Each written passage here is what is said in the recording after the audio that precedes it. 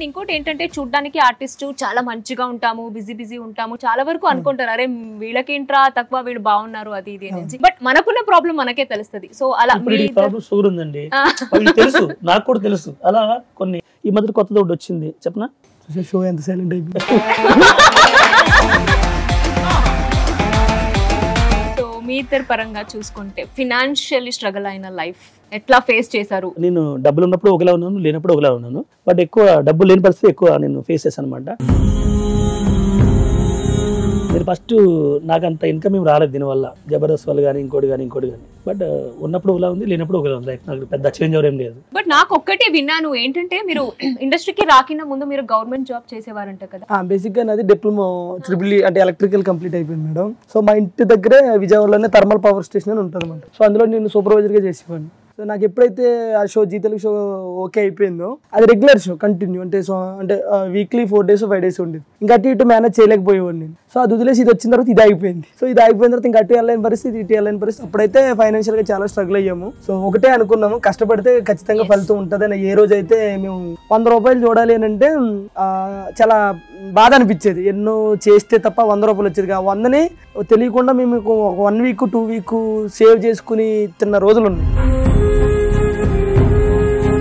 So ఈ రోజు నేను సంపాదించాను, ఇల్లు కట్టాను, కారు కొన్నాను. నేను ఇంకో ఇల్లు కూడా తీసుకోవాలనే ప్లాన్ లో ఉన్నాను. ఇంకా సంపాదించి నా తరపు నుండి ఎవరికైనా సహాయం చేయాలనేది నేను ఎప్పుడు అనుకుంటూ ఉంటాను. ఎందుకంటే మనం అక్కడ నుంచి వచ్చాం కాబట్టి అలాంటి వాళ్ళకి ఎంతో కొంత ఏదోటి చెయ్యాలి అని చెప్పేసి నాకైతే ఉంటుంది. ఈవెన్ నేను శ్రీదేవి డ్రామా కంపెనీ షో కూడా చూసాను మీ గురించే. ఒక 4th floor దాకా మీరు సిమెంట్ మూటలని మోసుకొని వెళ్ళి అది జీ తెలుగు అయిపోయింది మేడం. అయిపోయిన తర్వాత హైదరాబాద్ లో ఉండిపోయాం. ఇంటికాడ అడుగుతుంటే ఏంది షో రావట్లేదు, వచ్చిన ఎపిసోడ్లు వస్తున్నాయంటే డైరెక్టర్ కొంట్లో పోలేదు, పాత ఎపిసోడ్లు వేస్తున్నారు, 2 నెలల తర్వాత చేస్తారని అబద్ధం ఆడు. ఈలోగా రూమ్ రెంట్ కట్టాలి, డబ్బులు లేవు. నేను సాయిరామ్ రజాక్ అని మా 3 ఫ్రెండ్స్ ఉండేవాళ్ళు. ఇంత రూమ్ ఉండేది, ఇదే రూమ్. ఈ రూమ్ లోనే కన్నీ పెట్టుకుని పడుకుంటే 4000 రూపాయలు రెంట్. అది ఆ 4000 కూడా మా దగ్గర లేవు. ఏం చేయాలరా అంటే పనికి తీసుకెళ్తానని సిమెంట్ పనికి తీసుకుని వెళ్ళాడు. ఇంతంత బస్తాలు మోసుకుని వస్తే ఇంత అయింది ఈ భుజం. సో అప్పుడు కొంచెం బాధపడ్డాను. నేను మెరిట్ స్టూడెంట్ మేడం. నాది డిప్లొమా 82.5% నాది. ఒక కోచింగ్ తీసుకుంటే జాబ్ కొట్టేంత నాకు ఉంది. అవన్నీ వదిలేసి ఇంకా ఇక్కడ ఎందుకుంటున్నాం అది అర్థం అవట్లేదు. సో అలాగే ఒక టైంలో ఇండస్ట్రీ వదిలేసి వెళ్ళిపోదాం అని కూడా అనుకున్నా. ఎలా లేక ఇంకెక్కడే ఉండి కష్టపడి ఈ రోజు సక్సెస్ అనేది చూడగలిగాను.